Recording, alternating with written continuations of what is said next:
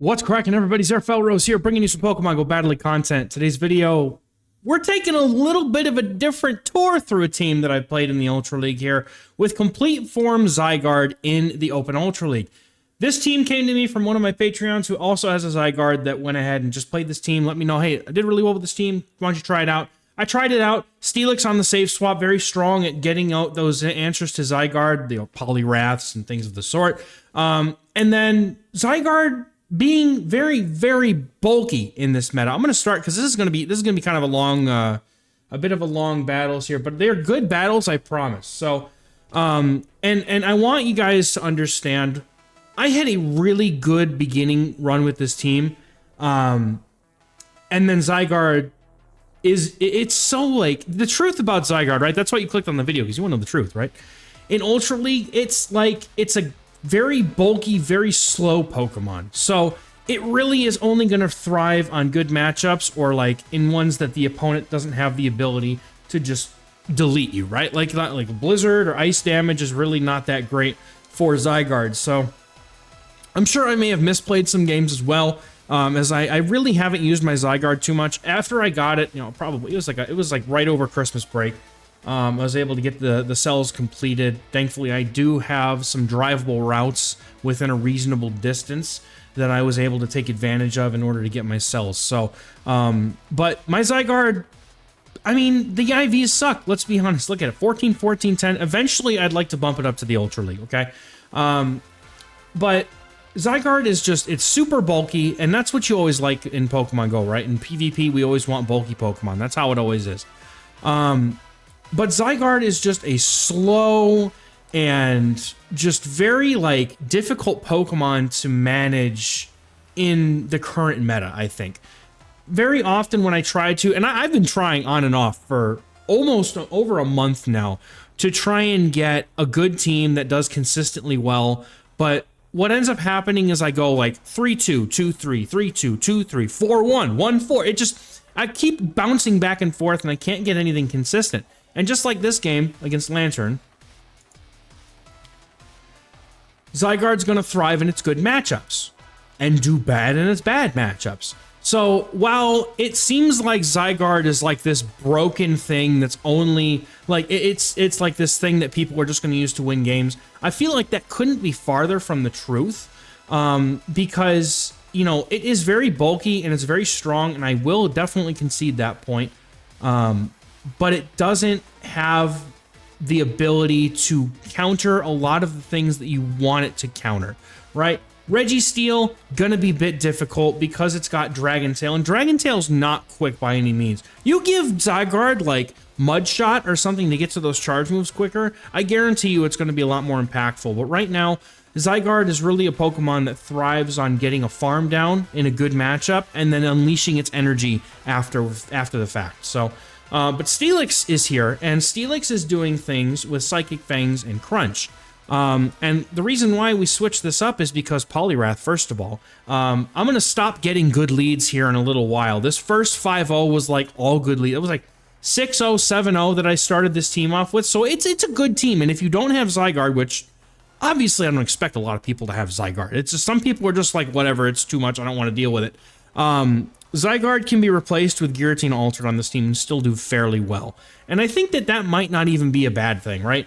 But if you do play Giratina Altered, just be aware that you are, you know, you have ABA Ghost, right? And that's a kind of an awkward thing. So, like you, for example, you could put something like Tentacruel on the lead, or you could put, you know, Poliwrath, you know, something that isn't going to get you into bad shape if you hit a Dark-type lead, for example. So, but Jellicent, I believe, is extremely good in the current meta. Not a lot of people are respecting it, as you can clearly see. This entire team was triple weak. It was Talonflame. I think it was a Poliwrath back there. No, it was Giratina? No, it was Giratina. And then they had Annihilate in the back. So, like, if you're going to take anything out of this video, it's that Jellicent is good and Steelix with Psychic Fangs is good. Now, whether or not you want to put Crunch on the Giratina, or not the Giratina, on the Steelix, that's a different story entirely. But yeah, I've been thinking about how to make a video on Zygarde for a while. You can't like be a content creator with a Zygarde and not play the Zygarde and make a video on it. And I feel like I've gone so long without being able to get any consistent play with this thing that this is the kind of video it has to be, right? It has to be me telling everybody that this thing is overrated and it's not as good as it thinks, as it seems like it should be, right? The truth about Zygarde, and I've probably said it, this is gonna, like, we're gonna start out while I'm ranting against these teams that I completely RPS and that there's really no skill in me being able to beat because the matchups are so dominant against the opponent that they really didn't have much that they could have done in the first place. But what I really want to highlight here is that Zygarde is just not this incredible fiend beast thing that can just, like, it's not a win condition in itself, right?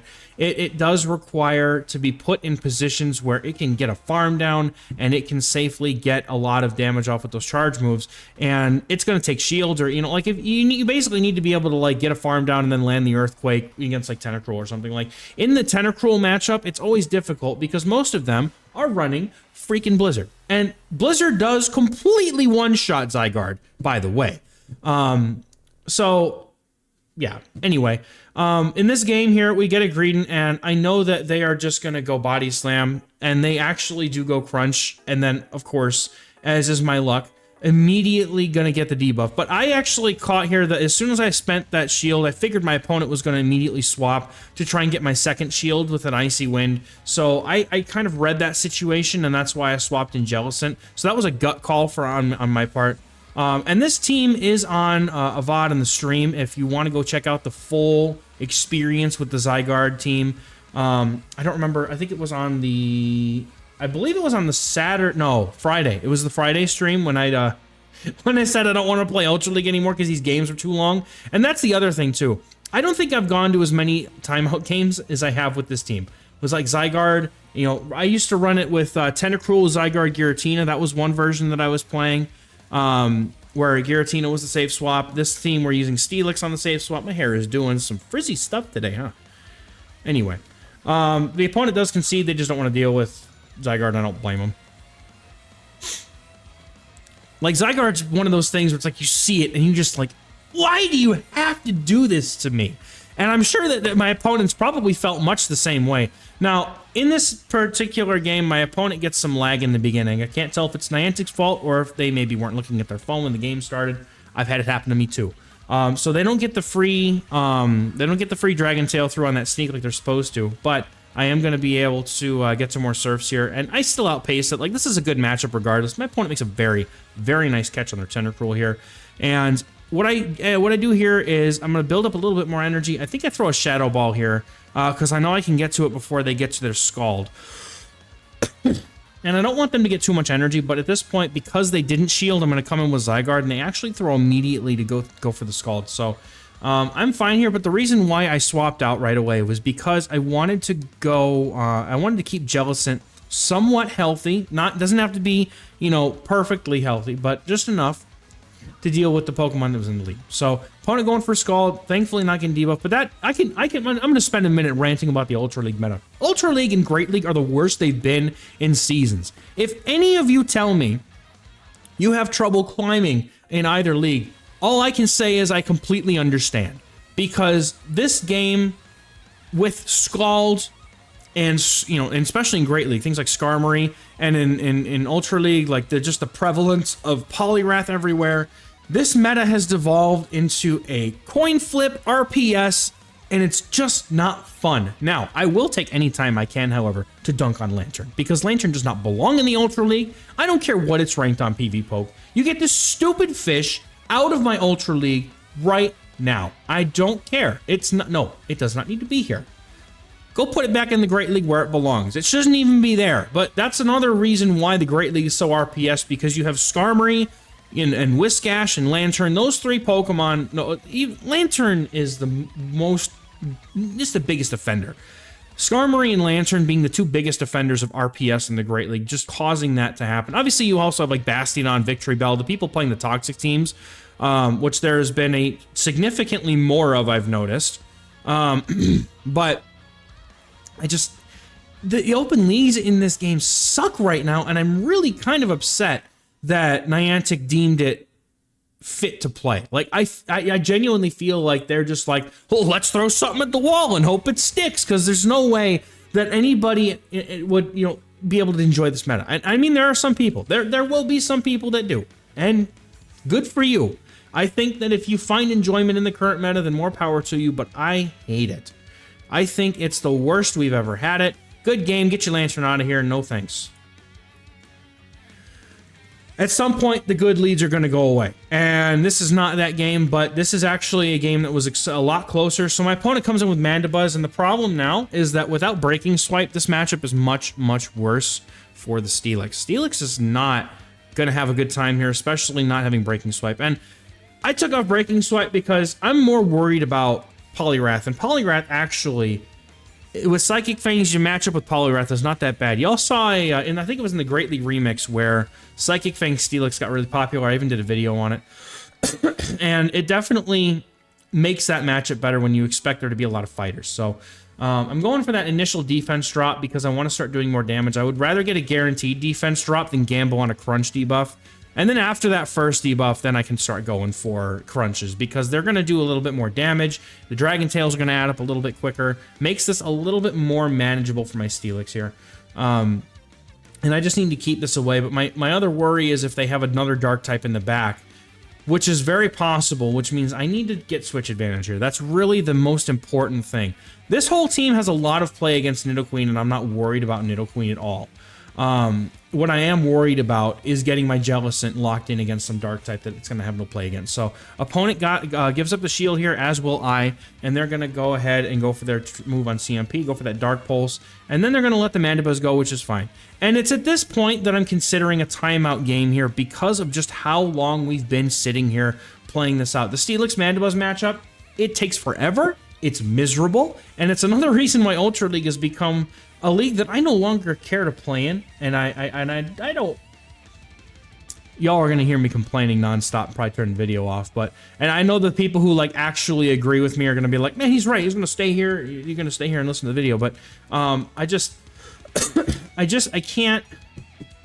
can't enjoy the meta the way it is right now. I just can't. It's just unfortunate because I thought last season was great. I thought last season we had an incredibly balanced meta in the Great League. It was a lot of fun. Ultra League wasn't that bad because even though Scald was a thing and Poliwrath was good, it wasn't boosted Scald good, right? I think Scald was probably fine the way it is, but it is what it is, man, right? You know? So Nidoqueen here on the lead, still locked in on the Jellicent. Thankfully, even though I went down a shield, I was able to keep the alignment. My opponent does concede. Good game. It was a lot more difficult, especially knowing there was a Greninja back there. I'm glad I went for Switch. So we get another good lead, and I think this is probably where the good leads end. I think this is the last one. And this is a Mudshot Poliwrath, so let's just take a minute. And I saw more than one, and I don't know if it's because the trainer doesn't want to spend the Elite TM, which I can understand.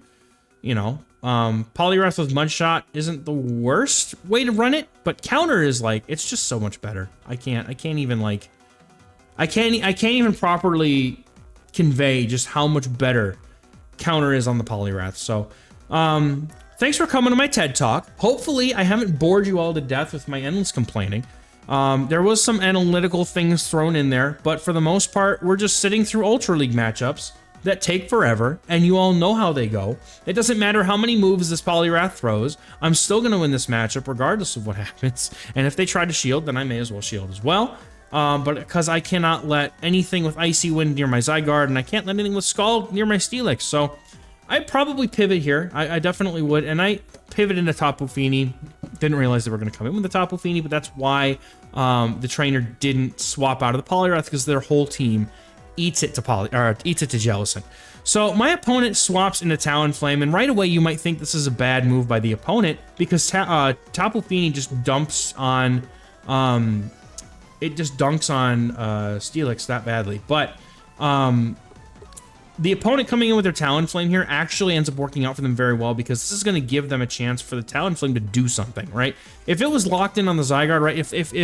If Tapu Fini comes in, stays in on the Steelix, then my Zygarde ends up on this Talonflame, and I'm still in a positive matchup against the Talonflame. Now that I still have Jellicent left, I'm hoping that I have enough HP left in the tank to be able to get to 2 Shadow Balls, because that's really what I need here. My opponent has some energy loaded from when they came in earlier, and they're going to be able to get to Surfs here. And they don't even need to go for Moonblast because it's going to be enough. And I'm starting to realize that I don't think I'm getting the 2 Shadow Balls. So I'm going to bait with a Surf and take a really huge gamble. Normally, I wouldn't recommend doing this, but it was the only way that I was going to get the second Shadow Ball off, I feel. So it was a risk worth taking, and thankfully it paid off. Opponent does shield, then they take the Shadow Ball, and now I'm going to save this shield, and I'm just going to hope that somehow I'm able to get to an Earthquake before my opponent is going to be able to take me out. They just got to their Surf here, I believe, and I'm a few away. My opponent tries to catch a move. Maybe they may have lost track of energy, but I do think that if they stayed in there, there's a good chance that they could have gotten to a Surf. So we're going to take them out with the Earthquake here. Just enough damage from Zygarde, and that's a good game. And I don't feel like the game needed to be that close. So this is proof of the 5-0 that came from this team. I just wanted to throw that in there because it exists. So after this, now we're going to start looking at some, I wonder, did I not cut this out? I could have sworn I cut this out. All right, there we go. We're claiming the games here. We're not at the end of the video, though. There are now some actual gameplay where I lose lead and have a bad time. So we get an XehrFelrose in the lead in this next game, and I'm going to start kicking in with the analytics now because that's what helps people. So my opponent now comes in with a Poliwrath after getting some farm on their XehrFelrose. Them giving me that energy lead allows me to get to a Psychic Fangs immediately, and the damage is going to add up even quicker because I'm allowed to get to that move. So my opponent is going to go for a, I believe this is a Scald, and if they go up to Scald, I'll shield once, and just hope I don't get an attack drop. But, of course, Scald. Coin flip, and it's always the coin toss for me every time I land on debuff, it seems like. So, still able to go for more Psychic Fangs here, and I'm going to throw on as good timing as I can, knowing that they're not going to get to a Scald before I get to the Psychic Fangs. And the opponent now has to make a decision on shielding or not. And because they decided not to shield the first, I think it was the first 2, and they shielded this one, that means I can flip switch, and because it's XehrFelrose in the lead, I have to get switch advantage. And they come in with a Skeleturge here. I'm going to go for the super effective Crunch. Jellicent now gets to be locked on to the Skeleturge, even though I'm down a shield, and yes, the Shadow Ball is going to hurt, but I'm not looking to worry about this yet, because my Zygarde has a ton of play now, and this is the situation where Zygarde actually does well, because I swap in now, I can go in, and I'm just resisting like, the Volt Switches do nothing. They do like 1 damage to Zygarde, because of how bulky it is, and look, you don't even see the health bar move. So, but again, has to be in a good matchup. If you put this thing in a bad matchup, it's going to suffer greatly. So I'm going to go for Crunch here. I'm going to overfarm by a bunch. I want to make sure that I either get both Crunches off on this XehrFelrose, or I have a Crunch close to being ready to go when the Skeleturge comes back in before they can get to a Disarming Voice against me. Hopefully, anyway. Crunch is going to take the XehrFelrose low. 1 more Dragon Tail is going to be enough to take it out. And then I'm going for 3, and then the Crunch here. The Crunch is enough, otherwise I would have gone for the Earthquake to guarantee the shield.